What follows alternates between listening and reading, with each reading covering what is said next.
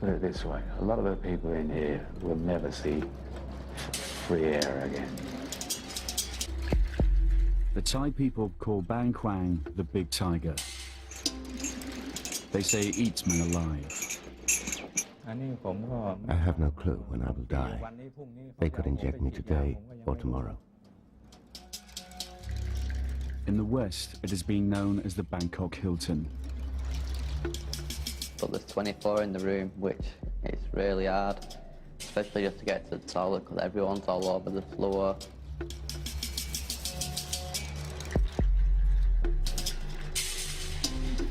The prison is notorious. It's been the subject of novels and movies, but the Thai authorities have never allowed the reality of life inside these walls to be filmed. Until now.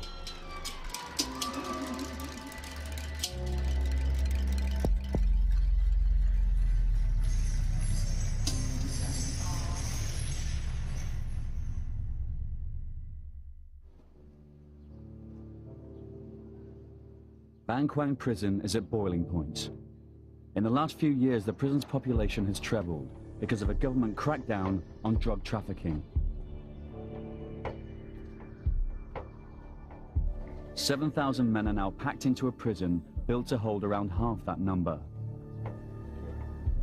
ขึ้นกันนอนเตรียมขึ้นก่อนนอนตรวจคนเอาพร้อมแล้วขึ้นได้เลยแถวที่3ลุก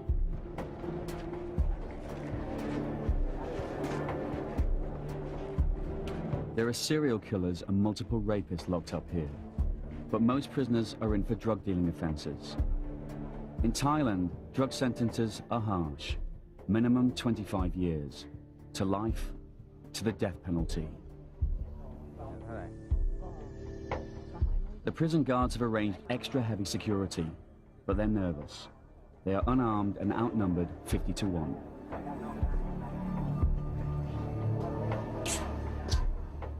น้องดูสิน้องช่วยดูพี่เขาหน่อยอย่าให้ใกล้มากนะอย่าให้ใกล้มากอย่าเข้าไปในห้องนะอย่าให้เข้าในห้องนะเข้าในห้องนะเดี๋ยวมันเข้าไม่ได้เลยล็อกแล้วเดี๋ยวมันปิดประตูล็อกเอาไม่ออกแล้วเสร็จเลยวันนี้นักข่าวBBC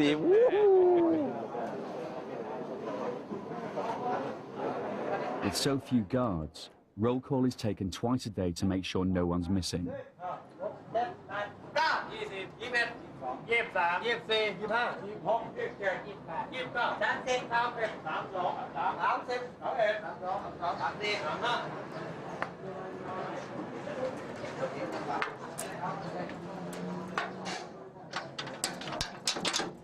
รูดเพื่อตรวจว่ามันรูดยังไงจะรูดฟัง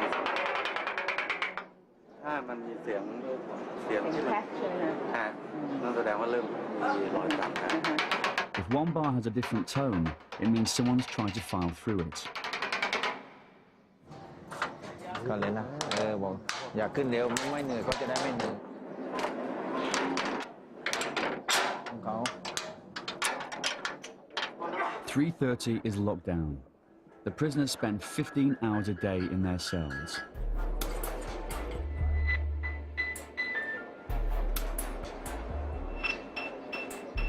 You literally cannot lie flat on your back. Put your hands on your stomach. If you do that, your elbows are on two other beds. That's pretty damn close, and that's 15 hours a day.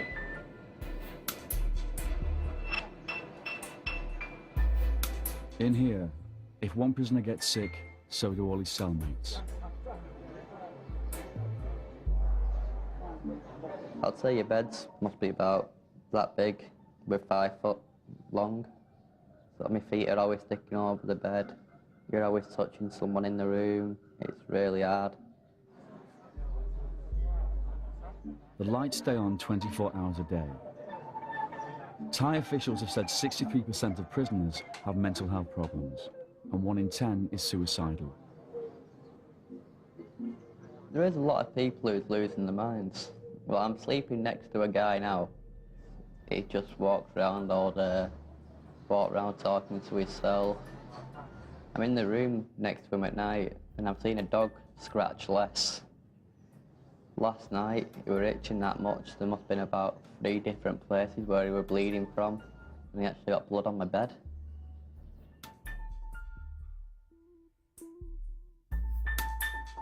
Many will die here, and many more will be put to death.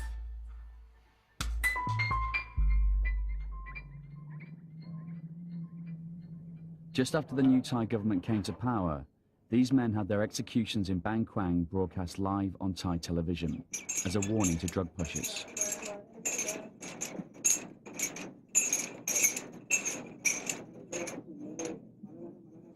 In the street outside the prison, there's another warning. This sign shows 560 inmates face execution for drug offences. Ampon Bertling is one of them. His shackles are welded on permanently. He faces death by lethal injection. The execution order could come at any time.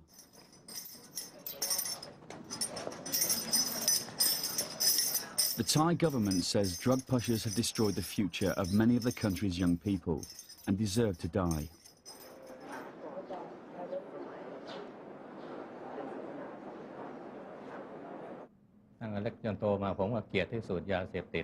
All my life I hated drugs more than anything. I never thought that I would be arrested because of them. I told my kids, don't touch them. Don't get close to them. I admitted that I was guilty. Why has society punished me so harshly? Why don't they give me another chance? I never committed a crime before.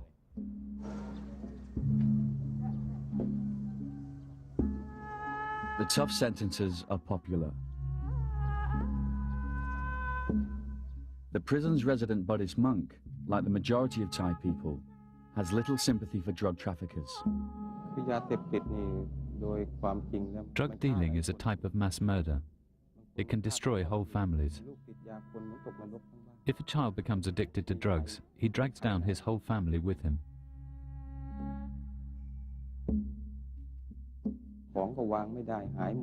The child starts to steal everything, which ruins the family's reputation in society. A murderer typically kills just one person. Drug dealers don't kill just one person. They ruin everyone's lives. My children try to cheer me up. They say to me, it's okay. Don't be sad, Father. If people can't see the goodness of your heart, heaven can.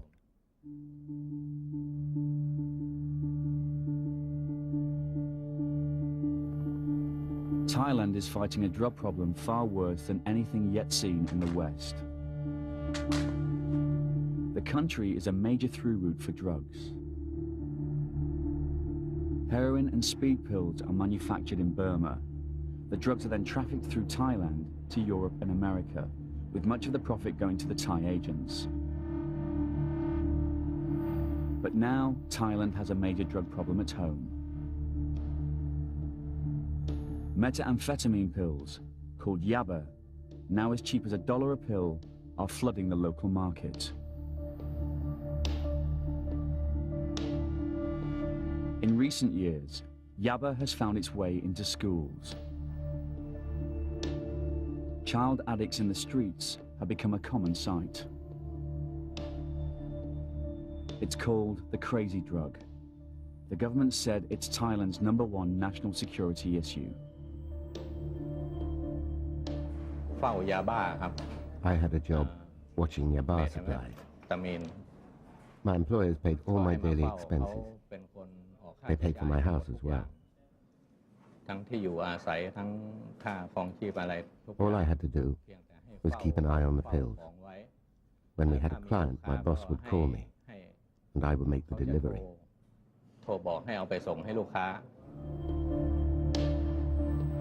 2 years ago, Thai television broadcast details of cases of violence by people high on yaba. This man threatened to drop his own son off a building.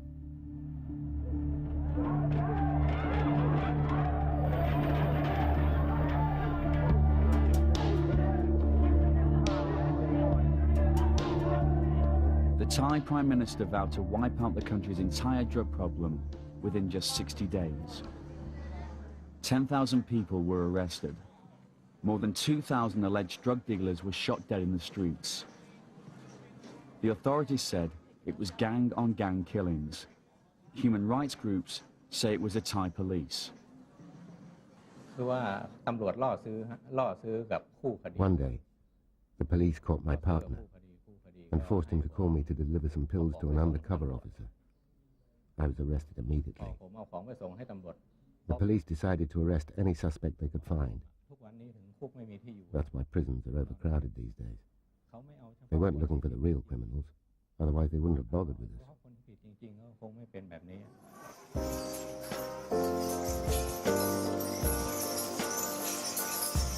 Caught in the crackdown were hundreds of foreigners. 20-year-old Michael Connell from Bury in Manchester says he smuggled drugs to fund his second holiday in Thailand. So what were you arrested for? I'm arrested for importing 3,400 ecstasy from England to Thailand, and I got caught at the airport. When they found them, I knew what was going to happen to me, because anywhere in the world, if you get caught importing drugs, you go into prison. So as soon as they found them, I knew I would go in prison. Connell's story is of the typical tourist-turns-convict variety. He was one of the hundreds of thousands of young Britons who visit Thailand every year. Many of them, young travellers easily tempted by the readily available cheap booze, drugs, and sex. I just came for an holiday the first time, and I enjoyed it so much. And when I was leaving, I was heartbroken to go. The culture, the people, they're all dead friendly. Mainly the weather, because England, sunshine doesn't happen very often. Overwhelmed by what seemed an idyllic lifestyle, Connell, like many of these travellers, got a false sense of security. He visited Koh San Road, the backpackers' ghetto in the centre of Bangkok, where many plan their beach trips in Thailand. He went on to beach resorts and the famous full moon parties where ecstasy is plentiful.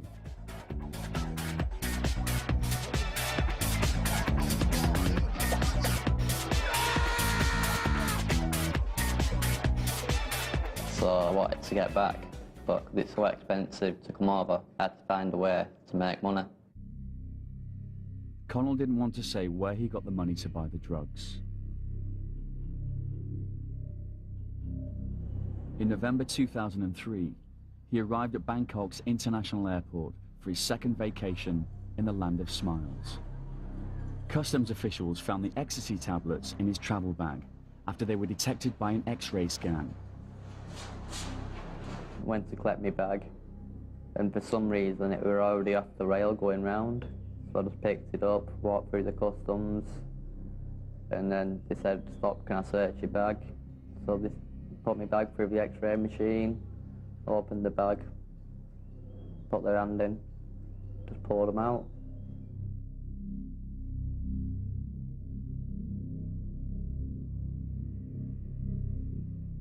From when I got arrested, they had a big sign up in the customs office, from which that scared me a lot.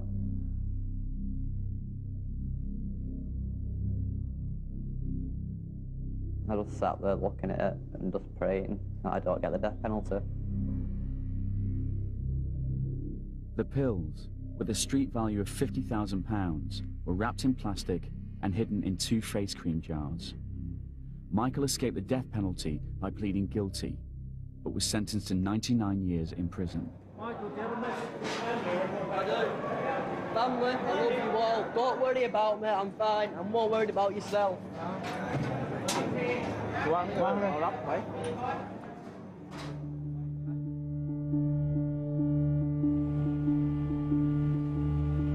Anything could happen to you in the time you've been here. But the biggest fear is not knowing when I'm getting out. That's the biggest fear that I've got.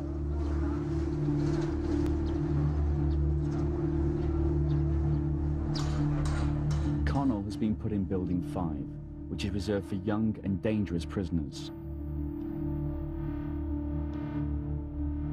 Bernhan Cholsin, a prison director, leads the visit into Connell's cell block.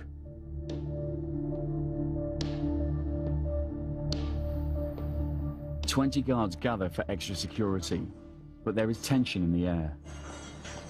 พี่ชเวงอย่างนี้เลยไม่มีปัญหานักมวยด้วยไม่ต้องกลัวเขาไม่ทำอะไรหรอกเราไปดิ open the door bidding fight ผมนายนฤทธิ์วิศเกตเจ้าหน้าที่ราชทัณฑ์3ระหว่างปฏิบัติหน้าที่เหตุการณ์ปกติครับผม ขอบคุณมากขอบคุณ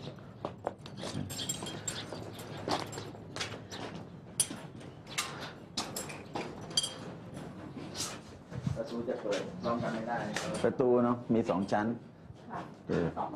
2 ชั้นประตูจะเปิดพร้อมกันไม่ได้ก็ลองเข้ามาให้หมดโอเค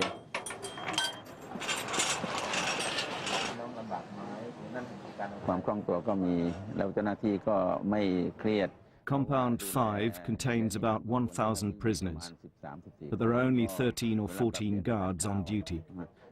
If the prisoners wanted to try something, there'd be nothing we could do about it. If the prisoners wanted to knock the guards out, we couldn't do anything.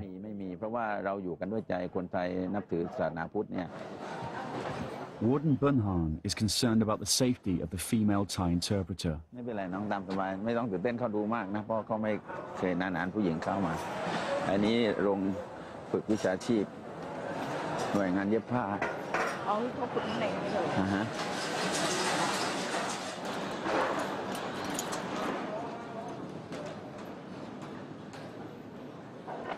Normally hundreds of prisoners mill around this open space, but now they are herded against the walls.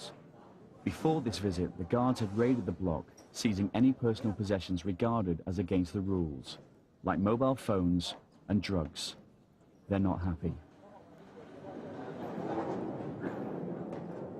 The prison bosses have a system of prisoner guards called trustees. The prisoners call them blue shirts and blue boys.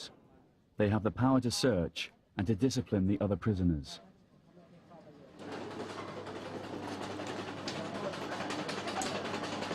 It's difficult to be a foreigner here because in the building I'm in, I'm the only white guy in the building, so I stand out a lot.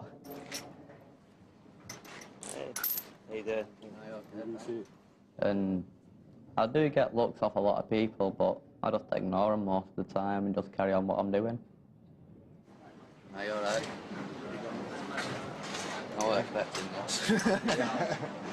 So this is where you hang out all day? Yeah, this is where I hang out, yeah. The only place where it's quiet. Right. As a new inmate, Connor must wear leg shackles for the first 3 months. Well, I can't really play football at the moment because I've got the chains around my legs, but I've got another month now left with them on, so hopefully they should be off in a month, then I can play football.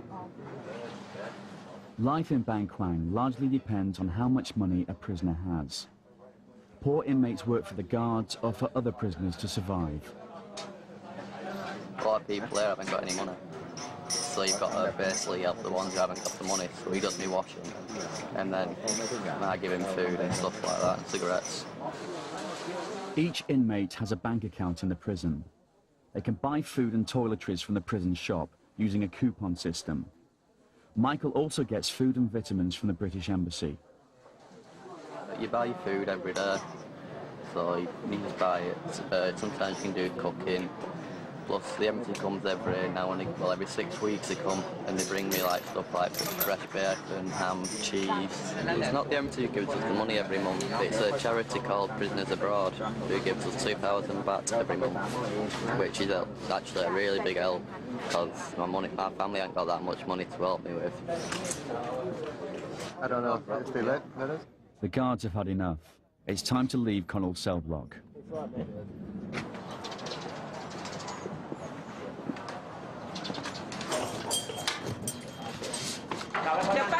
Bunhan's tour continues with a visit to the maximum security building. He travels there in the prison transport vehicle, a golf cart. บางโอกาสก็ใช้รถคันนี้อาทิตย์ดีก็นั่งผู้บัญชาการก็ขับเองให้น้องเห็นแล้วนะ One of the high security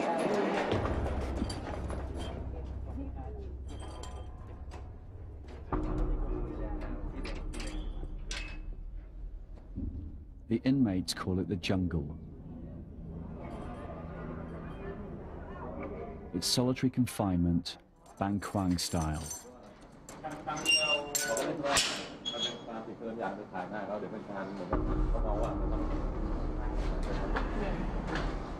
I've heard about solitary. There's not a toilet in there, it's just a little bucket in the room.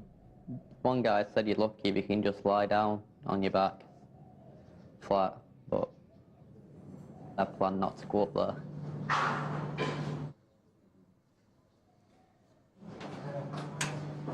คนที่ผู้ใส่นะ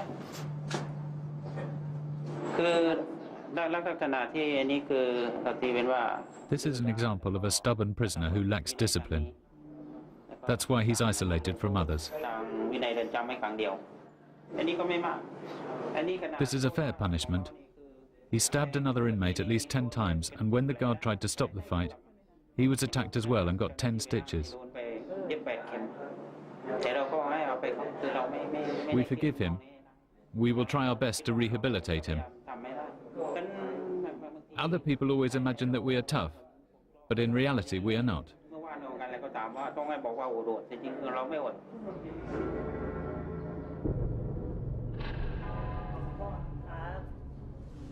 ฐานฆ่าผู้อื่นตายโดยเจตนาและไตร่ตรองครับ ถูกตัดสินจำคุกกี่ปี ป คะ ระหารชีวิตครับ เหรอคะ แต่ก็ผมไม่ได้กระทำความผิดอะไรเลยชีวิตรออยู่แล้วไม่ต้องหันหน้ามานี่ A large percentage of the inmates in solitary are from Nigeria, a country that has some of the world's most organized drug courier gangs. Why are you in solitary? Exactly. At first we had a problem with another prisoner. How long have you been in solitary for? 3 months. You get out during the day? Yeah, I'm twice in a week. Get out twice in a week? Just for 1 hour. 1 hour. Nigerian drug couriers take delivery of heroin in Bangkok and send it home to their capital of Lagos. With Nigeria's rampant corruption, getting the drugs through Lagos International Airport does not pose much of a problem. In Nigeria, the drugs are repacked into smaller parcels, often into condoms that couriers swallow and take to Europe and America. What are you convicted for? Drugs. ชาวไนจีเรียมีปัญหา The Nigerian prisoners are problematic. They try to sell drugs, even though they don't take them themselves. I've talked to them. I understand that they're from a poor country. They need money to support their families. What are you in here for, man? I have problem with my building. Your building? Said I use heroin. Many Africans don't have embassy support, unlike American and European prisoners. They have little or no legal help. How many years do you have to serve? I'm on life sentence. What's it like in here? Well, we provide for ourselves. We don't have enough food, so we have to survive on our own. In the past, Nigerians outside have smuggled drugs and mobile phones into the prison, often hidden within food. In this way, the Nigerian inmates could deal drugs and earn money. พยายามซ่อนมาในสิ่งทุกๆอย่างอย่างเช่นซ่อนมา The Nigerians try to hide drugs in all kinds of places, but we usually catch them. They have their tricks. Sometimes they hide it in cosmetics or in the food. Sometimes they swallow it and then excrete it into the toilet. We don't have any way to detect that. When we catch them, they are punished.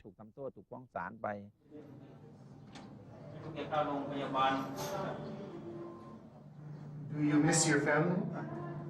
I miss my children. I have 5 children. Would you like to go home? Exactly. So.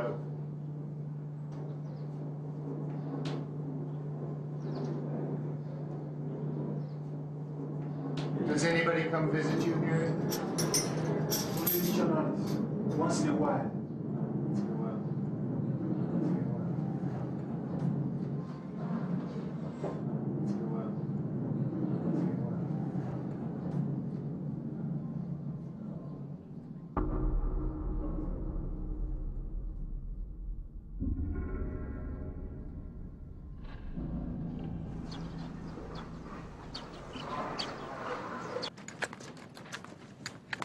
Another Western prisoner who agreed to be interviewed was 47-year-old Andrew Hawke from London.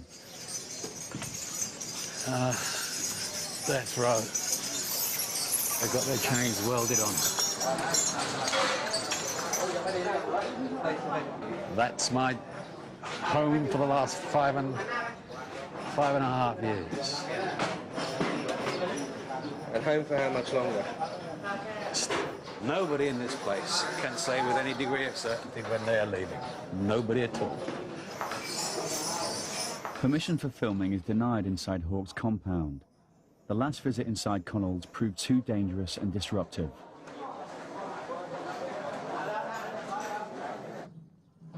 But they do allow a camera to be given to a guard who agrees to film Andrew's daily routine, but under the supervision of a senior prison official.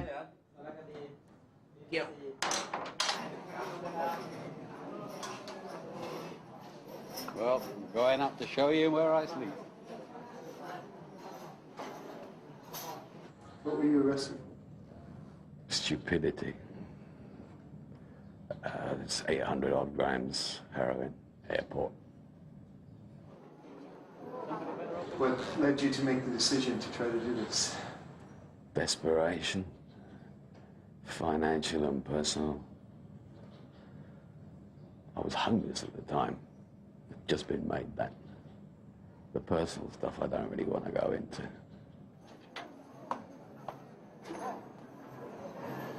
But most of the time, I end up asleep. It's 15 hours a day in this room. Every day. That's a lot of hours. Hawke made his decision to smuggle heroin after an offer in a pub in Amsterdam. I really didn't want to do it. Everything screamed against me not to do it. But I went ahead and did it anyway. I was just pouring out my sorrows and woes and basically talking to strangers like you don't talk to anybody else. Let's just say I was suicidally depressed. To be honest, I was thinking about taking a late-night ferry and jumping off it. I was at the end of the rope, frankly. Slowly getting drunk. And somebody just whispered over my shoulder, I know a way you can make some money to get you out of your financial problems. And I, what? He said, well, you could fly over and do a job for me over in Thailand, give you some money, be a tourist for a couple of weeks and fly back. I said, okay. That must have been about 3 or 4 in the morning, like 2:30 the next afternoon, hungover and pretty drunk. Got taken to the airport, put in a plane. I was here. Once I was here, I was pretty much committed because I didn't have a return ticket to any, or enough money to buy one for that matter. I was arrested right before I entered the aircraft. There was a metal detector thingy you've got to walk through. God knows what triggered it off. Just remember my heart going like a trip hammer, and I was waiting. I waited for at least half an hour before the customs guys showed up. And they checked the stuff, and one of the customs guys said, maybe it's milk powder, and I just looked at him and said, yeah, I bloody well hope so. But it wasn't. Arrived here April Fool's Day. Very funny. Hawke was sentenced to death, cut to 50 years when he pleaded guilty. Oh, I deserve to be punished, I certainly do. The punishment is so severe.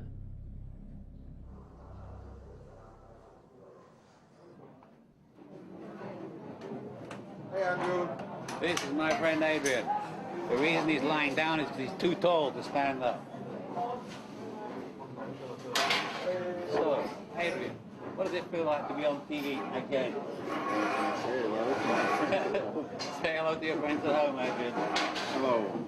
You're pleading guilty? Oh, welcome to BangKwang, people. Yeah.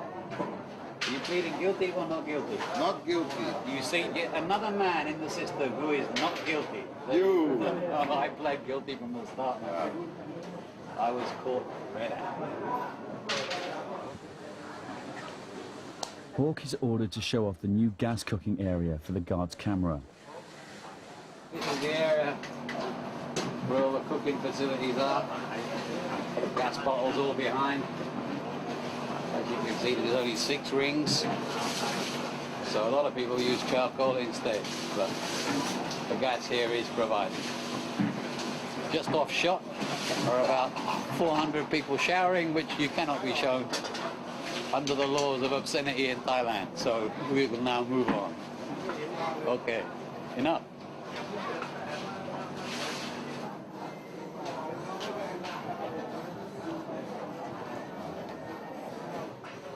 My friend, he's a librarian. He looks after all the books. Librarian. Most of these books were put here either by me or Adrian. About Ned Kelly and his life and times, short as they were.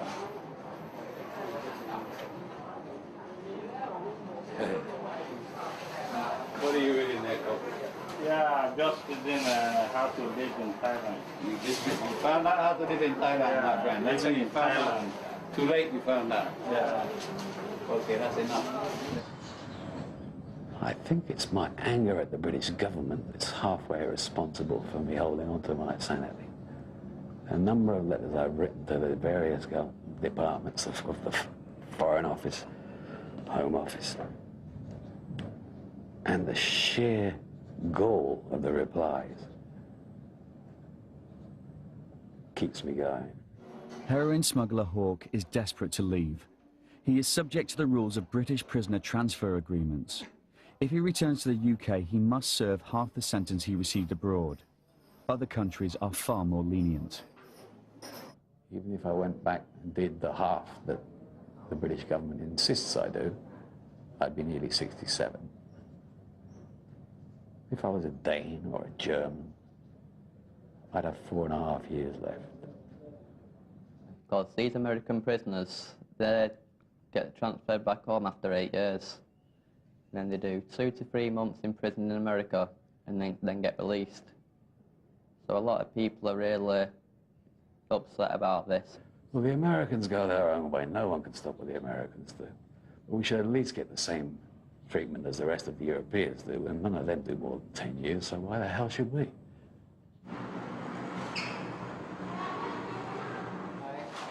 In the last few years, BangKwang prison has become part of the tourist trail in Thailand. Notices in guest houses encourage tourists to visit inmates.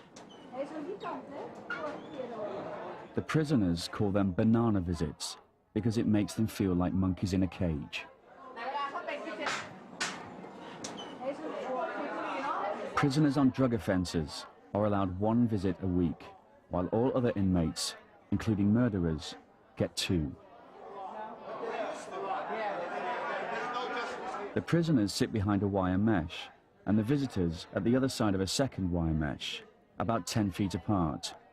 For each pair, it's like trying to conduct a conversation across a busy road.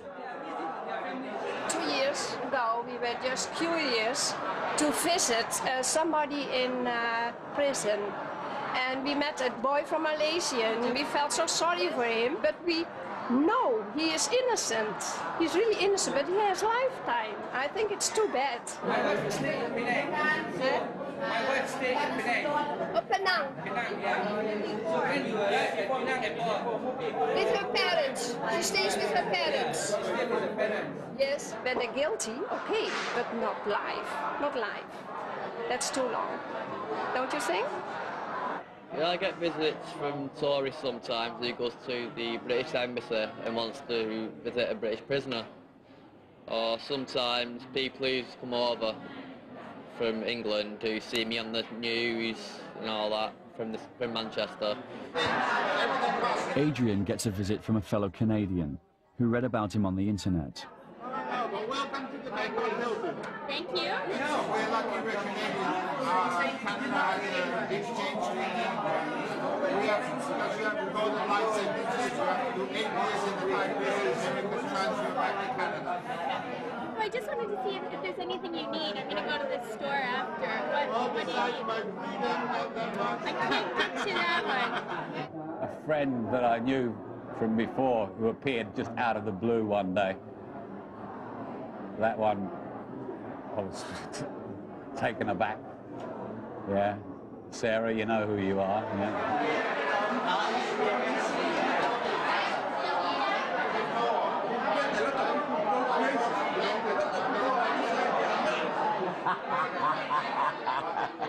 They make my day, in fact.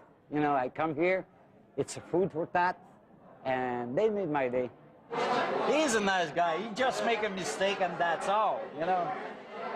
That made me thinking about how we are living in a paradise in the West, you know, compared to here. He's got 50 years, he told me.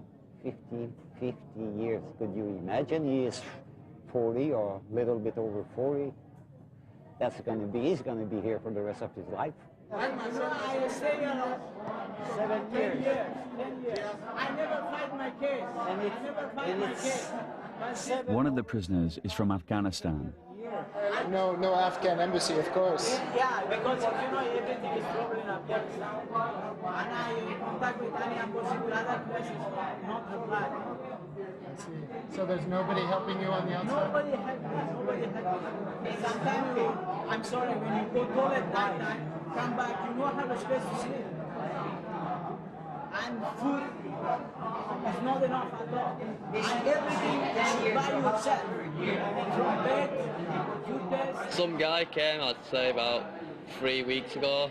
He was telling me that he's been all around Thailand, Vietnam, Cambodia, Laos, Burma.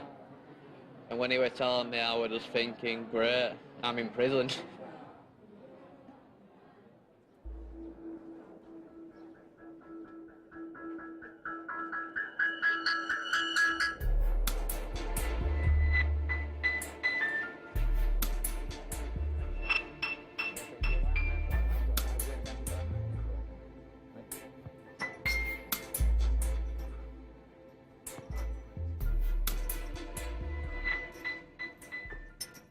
Michael, what happened to your legs?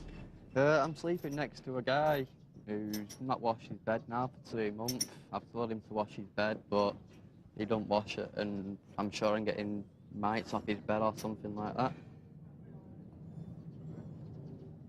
I asked him to wash his bed, but he's not all there.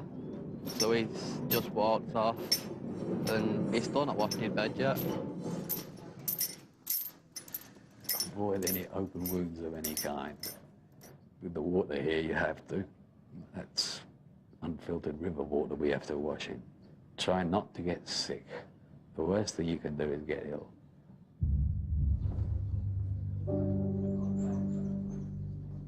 Seriously ill inmates end up in the prison hospital, which is understaffed and understocked. Tuberculosis and HIV are rife. But the patients remain prisoners.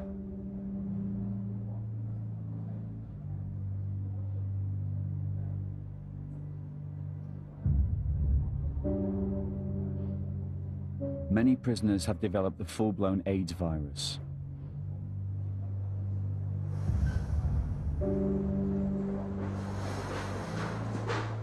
It happened because they use the same needles when they are shooting dope. And sexual,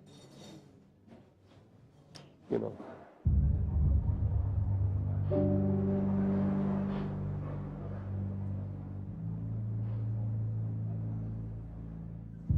Hospitals in Thailand are partly supported by donations, but not this one. ไม่เคยเห็นด้วยมั้งแล้วก็เข้ามาก็ยากแล้วบางคนก็คิดว่าพวกนี้ต้องโดนลงโทษอะไรเงี้ยเขาก็ไม่อยากให้กันก็มีบางคนไม่ชอบก็ไม่ให้แต่ว่าด้านการรักษาเราต้องไม่มีแบ่งแยก Last year I was sick in the hospital for 23 days. I saw people, I mean by the bed, by my side, they die every day. I'm here, I can see the ambulance have to pick up the casket, dead body, take out. I see them.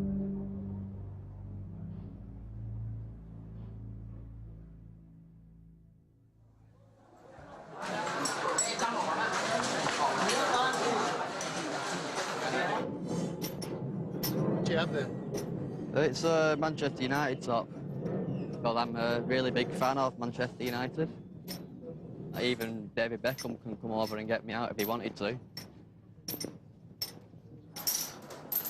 มีอะไรมาล่ะมิเชลไมเคิลชื่ออะไรฮะมันยูทีมแมนยูเหรอเรื่องอะไรแล้วเขามาให้เรื่องอะไร In BangKwang, there is a cross-section of Thai society. It's a society which is very tolerant of transvestites and those who've had sex changes.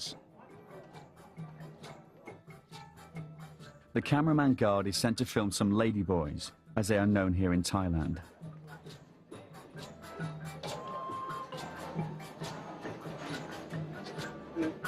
นี่เพื่อนสาวค่ะ อยู่ด้วยกันแดนเดียวกันค่ะ ก็ถ้าว่างก็หรือวันหยุดก็จะมานั่งคุยกัน These ladyboys live together in Compound 4.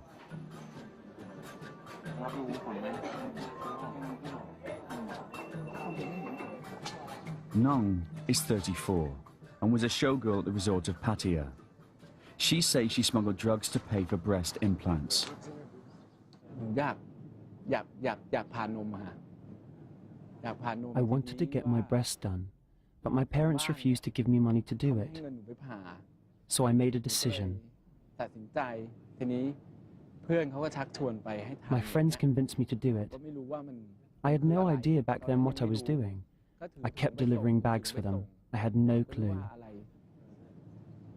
ทีนี้ก็พอเสร็จ I spent the money on the breast operation, and 3 days after the operation, I was arrested. ก็เลยพอทำนมได้3 วันยังไม่มีคนถูกใจ So far, I can't find someone that I like. The man I liked was transferred, but in this building there are 1,000 men. หนูต้องจำโทษอีก I got a 40-year sentence. I have already been here for 10 years, so I have to stay for another 30 years. เขาบอกนะว่า But they told me I might get pardoned this year, so they've asked me to behave myself. มีค่ะมีความหวัง Occasionally, Thailand's king grants a royal pardon. It is Nong's only hope of getting out and having a sex change operation. During the day, Nong works as a makeup artist at the newly launched BKP TV, the world's only prison cable TV station.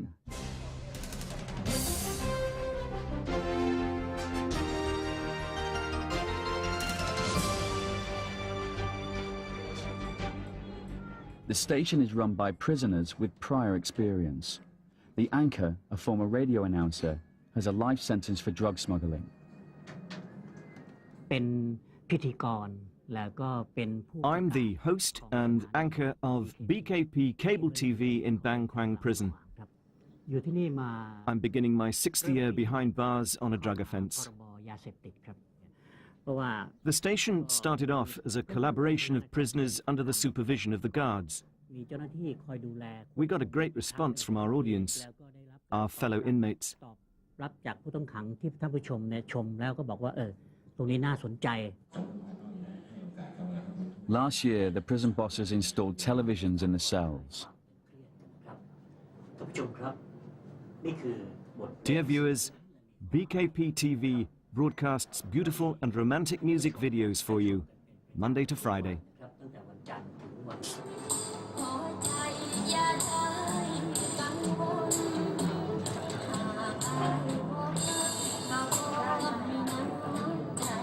Prisoners can now enjoy Thai music videos, the latest movies, and they've even had episodes of Mr. Bean to calm the prisoners down.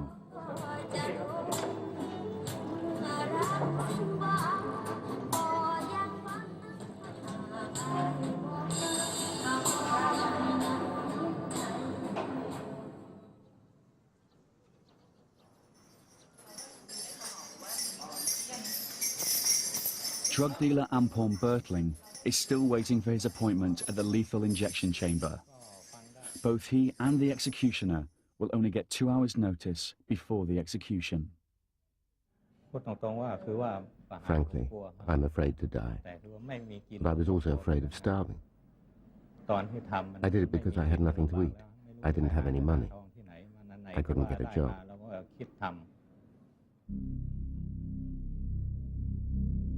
Warden Bernhan sees the need for capital punishment, but only after all legal means of appeal have been exhausted. Children can see that we execute criminals, and as a result, they'll be afraid of committing crimes. Here in Thailand, we don't take execution lightly. Cases have to go to the Court of Appeal, the Supreme Court, and then to the King before an execution is approved. We're not a cruel country. At BangKwang, we've only executed a total of 300 prisoners, not thousands. Opponents of the death penalty say that it is not a deterrent and that innocent men always end up being executed. There is one man, young man, he was accused of rape and killed as a girl, 6-year-old girl. This man, I know him. I've been in prison with him. I talked to him, did you do it? And he said, no, he swear. Even he's going to die, he swear. He did not do it. And on the way he goes going to execution. He shouted, I did not do it, why kill me? Why? Yes, we should have a second chance. People aren't all bad. Some prisoners here are innocent.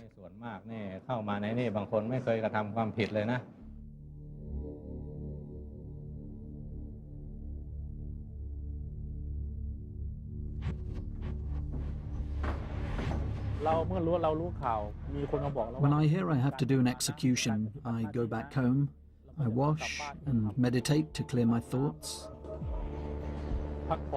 Then I leave for the prison at 4 in the afternoon.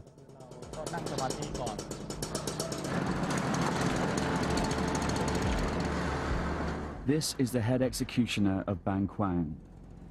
He's agreed to demonstrate his routine on an execution day, but he will remain nameless and faceless for security reasons.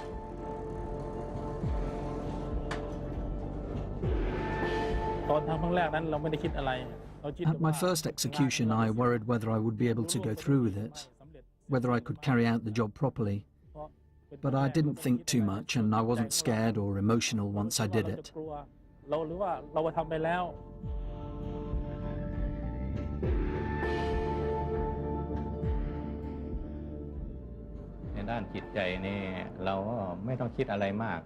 I try not to think too much. We have to think we are paying for our sins. That's why we are suffering like this.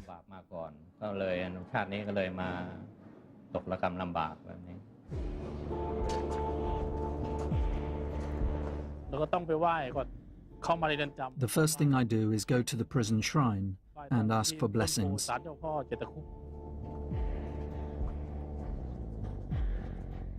He passes a life-size concrete giraffe that graces the landscaping around the execution chamber.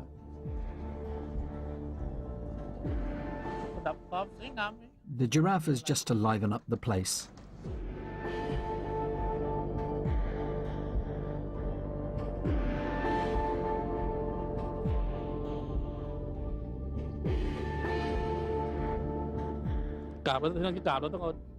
When I pay my respects, I pick up a little bit of earth, put it on my head, because everybody comes from the earth.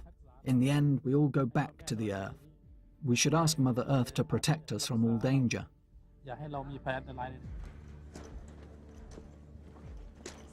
On a real execution day, the condemned prisoner will meet with the head monk of Laplay Temple, which is just on the other side of the wall from the execution chamber.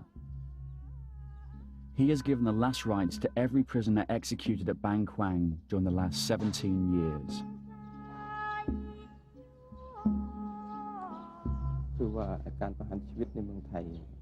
Thailand is a Buddhist country, so people are always asking why executions are allowed here. Yes, killing is sinful, but Buddhism teaches us to look at the intention behind the act. The intention here is to protect the country, so it is permitted.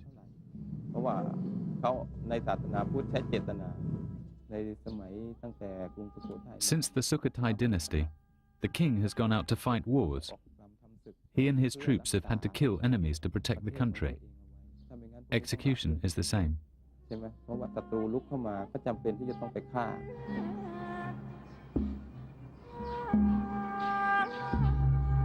The monk tells the condemned they're lucky to die by execution because they can prepare their minds properly for death. ไม่ใช่ว่าเรื่องง่ายนะแต่ว่าพอทำไปแล้วมันก็ชิน Giving last rites to a prisoner is not easy, but I've got used to it. I tell him that he is lucky that he knows his destiny and can clear his conscience.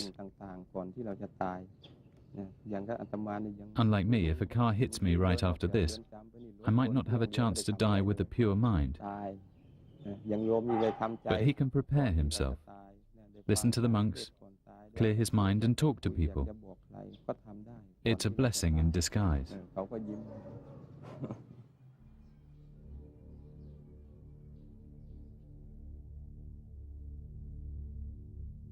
Until 2003, the executioners put the condemned to death by machine gun. They shot them in the heart from behind, so the departing spirit could not see the face of the killer and come back to haunt him.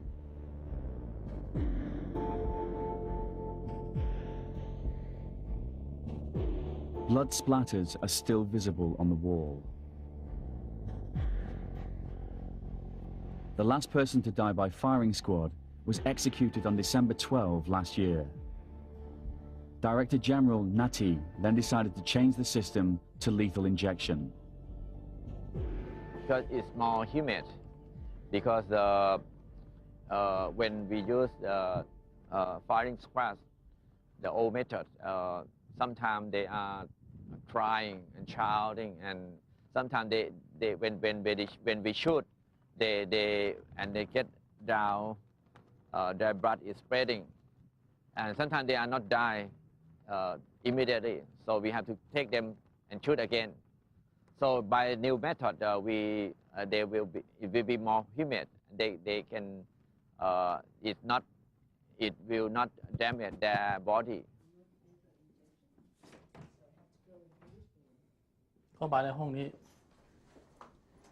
I come here to prepare the injections. The first dose is a tranquilizer. When we push switch number 1, it shows to the people outside that we're doing step 1. By the time the first injection is done, he'll already be unconscious. When the first injection is done, I push number 2, the muscle relaxant.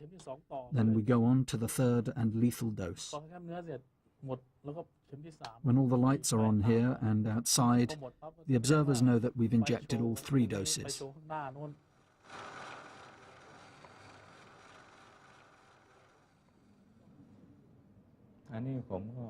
I have no clue when I will die. They could inject me today. I try not to dwell on it too much. I tell myself that we live one life and we die only once. If you're picked for execution tomorrow, it's your bad karma.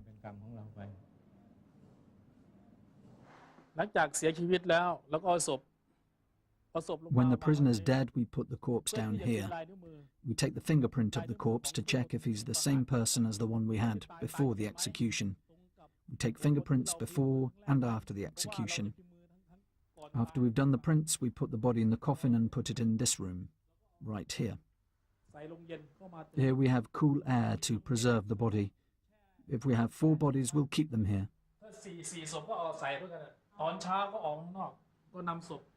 We bring the body outside to check again if it's the same person. We don't want to give the wrong body to the relatives by mistake. After that, we put the body back in the coffin and walk this way. Finally, they go out of that door. The small red door is how prisoners on death row leave the Big Tiger. They call it the Ghost Gate. The gate only opens the day after an execution. Prisoners carry the coffin out into the temple grounds. If relatives are waiting, they claim the body. If not, the body is left in the temple cemetery. When there's no space left, the monk will cremate the bodies. He now guards the urns of the unclaimed. I still have them and have labelled their names. This was Mr. Somsak Pornarai and Mr. Deja Sawanasuk. He raped his stepdaughter. This was Mr. Tapoy Ho, a Karen tribesman. I pray for them from time to time.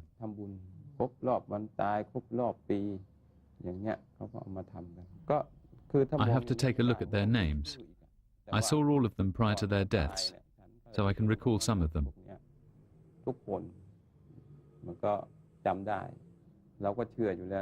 I've always believed that people must face the consequences of their actions.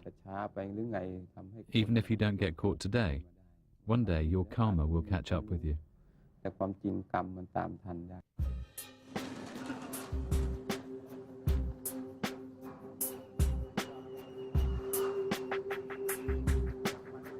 It's July 2004. Ampon Bertling still awaits his fate on death row. I pray for another chance. I pray that I might live a new life, even if it means I have to start again from zero.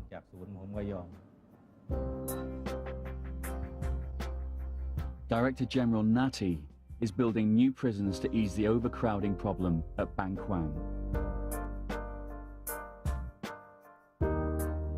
Heroin smuggler Andrew Hawke still clings to the slim hope of a pardon from the King or a sympathetic ear from Her Majesty's government.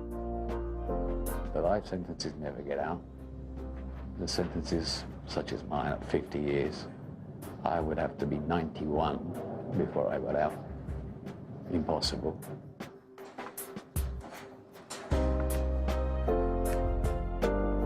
Ecstasy smuggler Michael Connell has served 6 months of his 99-year sentence.